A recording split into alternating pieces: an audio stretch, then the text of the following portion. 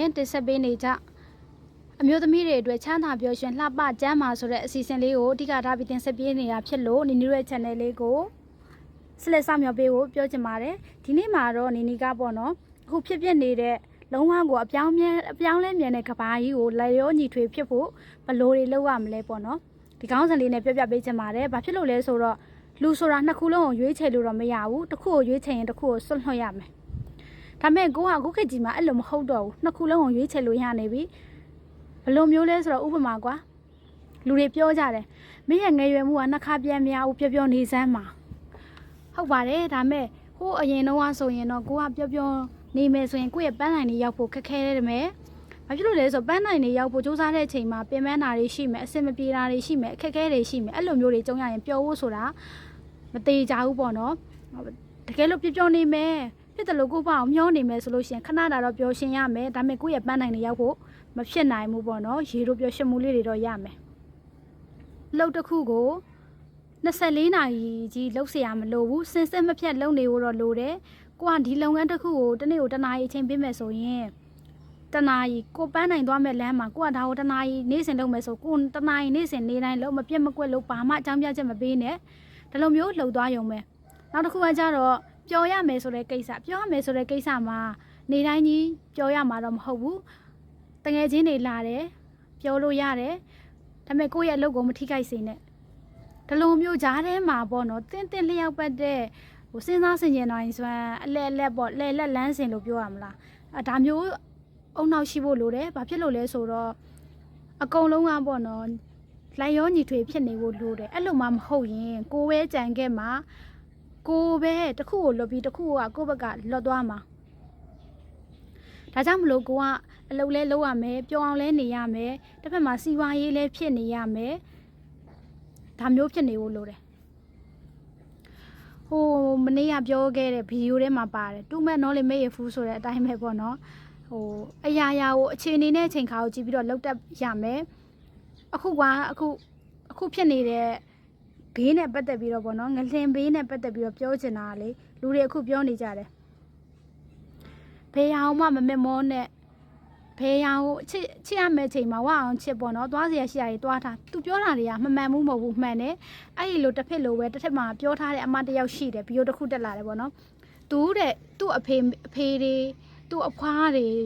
သူ့ယောက်ျားတွေလားသူ9ယောက်ပေါ့နော်သူကျမ်းမာရေးကိုတဲ့ကျမ်းမာရေးကိုသူကုပေးပြီးတော့မှပေါ့နော်အသက်ဆုံးသွားတယ်ပေါ့9ယောက်ကိုသူကိုယ်တိုင်တကြိုပေးထားတာတကြိုပေးရတယ်ပေါ့သူအဲ့ချိန်မှာတဲ့သူ့မှာရှိတဲ့မြစီးစိမ်ဥစ္စာတွေအကုန်လှူတယ်လှူပေမဲ့ तू ကဘလို့ဖြစ်လာလဲဆိုအဲ့လိုအလှူတန်းတွေလှုပ်တဲ့အချိန်မှာဘာဖြစ်လာလဲဆိုသူ့မှာတခြားလူတွေရှိရအဲ့လိုဟိုချီငါပြီးစားတော့ရတယ်ဘဝတွေခက်ခဲလာတယ်ပေါ့ဒါပေမဲ့ तू ကအသက်ကရှည်လာတယ်ဒါကြောင့်မလို့ကိုကစဉ်းစားဆင်ခြင်နိုင်ဆိုအဲ့မှာအရေးကြီးသွားပြီမလှူရဘူးမဟုတ်ဘူးလှူရမယ်ဒါပေမဲ့စောနာပြောတဲ့အတိုင်းပဲကိုကလှူလဲလှူရမယ်ကိုဘွားရှည်ရေးတွေလည်းတွေးရမယ်ဒီလိုမျိုးပလန်တွေချတတ်တဲ့စဉ်းစားဆင်ခြင်နိုင်စွမ်းတွေရှိဖို့လိုတယ်စဉ်းစားဆင်ခြင်နိုင်စွမ်းတွေဘယ်ကနေရမလဲဆိုတာကိုမပြောခင်ဒီနေ့မှာတော့အဲ့စဉ်းစားဆင်ခြင်နိုင်စွမ်းတွေကအရေးကြီးကြောင်းကိုပြပေးပါမယ်ဒီနေ့မှာပေါ့နော်လူငယ်တွေပြောကြတယ်ပတ်စံတွေကားတွေတိုက်တယ်မမက်မောနဲ့ပေါ့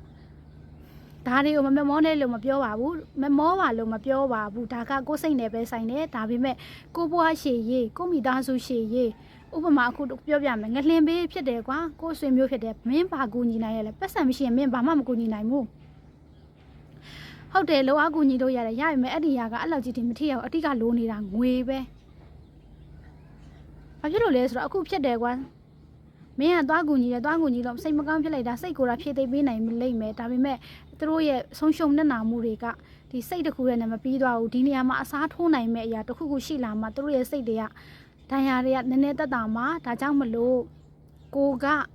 ဒီလိုမျိုးပြောနေလို့မရဘူးဒါအမုန်းခံပြီးပြောတဲ့စကားခုနှစ်ချိန်မှာပြောရမယ့်စကားတော့မဟုတ်ဘူးဒါပေမဲ့ခုနှစ်ချိန်မှာပြောရင်ပို့ပြီးတော့ထိအောင်မှာမို့လို့ခုနှစ်ချိန်မှာအမုန်းခံပြီးပြောရတာ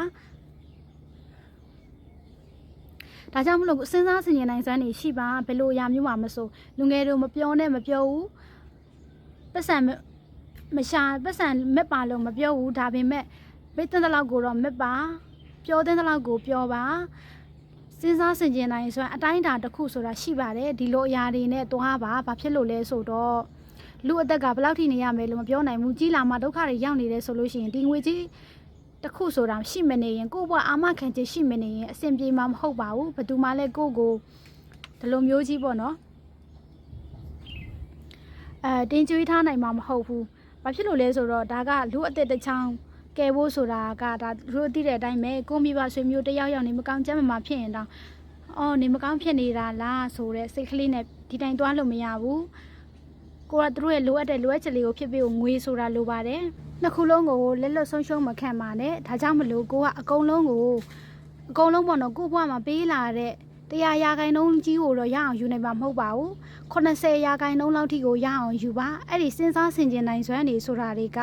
ကိုယ့်ရဲ့ဆုံးဖြတ်ချက်တွေကိုယ့်ရဲ့စဉ်းစားဆင်ခြင်နိုင်စွမ်းနေကိုယ့်ရဲ့အသိပညာတွေနဲ့ပေါ်မူတည်ပြီးတော့သွားလို့လာလို့ရပါတယ်အလောက်က24 နာရီကြီးဘယ်သူမှမလုပ်ရပါဘူးကိုယ့်ရဲ့ပိုင်ဆိုင်မှုလိုချင်တဲ့အနေအထားကိုယ့်ရဲ့ပျော်ရွှင်မှုလိုချင်တဲ့အနေအထားကိုယ့်ရဲ့ကျန်းမာရေးလိုချင်တဲ့အနေအထား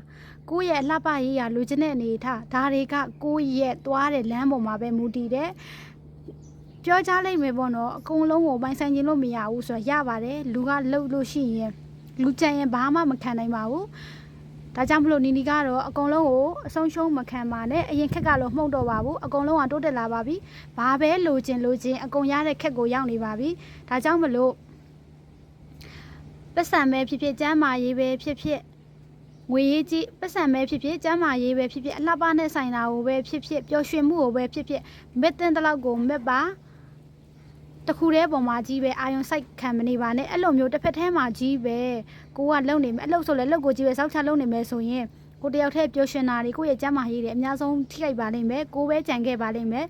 စဉ်းစားဆင်ခြင်နိုင်စွမ်းနေအဖက်ဖက်ကိုမျှတွင်းနိုင်စွမ်းရှိတဲ့လူတွေကဒါဘက်စုံပြေဆုံးပြီးတော့ရှေ့ကိုရောက်ပြီးတော်နေမှာပါ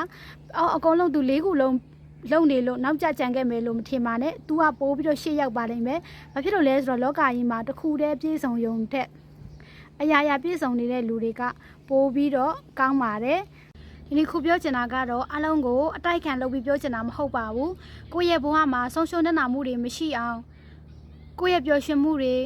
ကိုယ့်ရဲ့ငွေကြေးတွေကိုယ့်ရဲ့ကျန်းမာရေးတွေကိုမကြံခဲ့အောင်ပေါ့နော်တင်လျှောက်ပတ်စာသွားဖို့ဒီစဉ်းစားဆင်ခြင်နိုင်တဲ့နေလိုအပ်ကြောင်းအဓိကအကြောင်းကိုပြောချင်တာပါ